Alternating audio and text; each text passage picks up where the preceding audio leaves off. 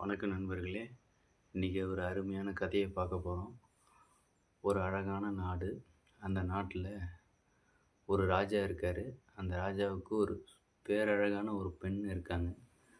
அந்த பெண்ணுக்கு வரன் தேடிட்டுருக்காரு. இந்த நாட்டிலே வீரமான ஒரு மருமகனை கல்யாணம் பண்ணி வைக்கணும்னு அவர் ஆசைப்படுறாரு. அதனால் கோட்டைக்கு முன்னாடி இருக்க அகழி, அதாவது ஏரி, அதுக்கு முன்னாடி ஆளுங்களை நாட்டு மக்கள்லாம் தண்டோரப்பட்டு எல்லாத்தையும் வர வைக்கிறாரு. பார்த்து சொல்கிறாரு, இந்த ஏரியை தாண்டி இந்த கரையிலேருந்து அந்த கரைக்கு யார் வரீங்களோ அவங்களுக்கு என்னுடைய மகள் இளவரசியை நான் கல்யாணம் பண்ணி தரேன் அப்படின்னு சொல்கிறாரு. அந்த ஏரியில் பார்த்தீங்கன்னா மிகப்பெரிய முதலைகள், விஷப்பாம்புகள் எல்லாம் இருக்குது.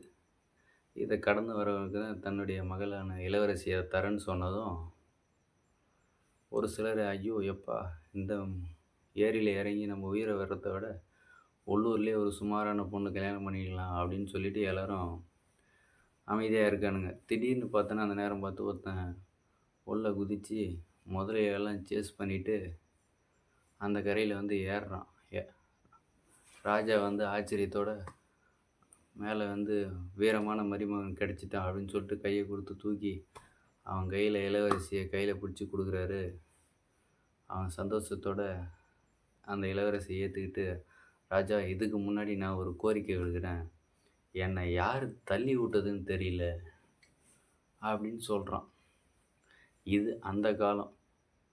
அந்த காலத்தில் உனக்கு கிணத்துக்குள்ளே தள்ளி நீச்சல் கற்றுக் கொடுத்தது அந்த காலம். இந்த காலத்தில் என்ன பண்ணுறாங்கன்னா, கிணத்துக்குள்ளே தள்ளி உன்னை அழுத்தி அப்படியே சாவடிச்சிடலான்னு பார்க்குறாங்க. ஏன்னா நீ பிழைக்கிறது யாரும் விரும்புகிறது கிடையாது. உன்னை சுற்றி இருக்கிறவங்க யாரும் நீ நல்லா இருக்கணும்னு நினைக்கிறது இப்போ கிடையாது.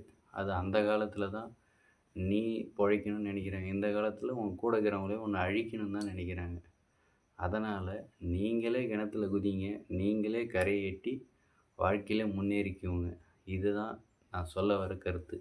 உங்களுக்கு நீங்கள் தான் மோட்டிவேஷனாக இருக்கணும். நன்றி நண்பர்களே.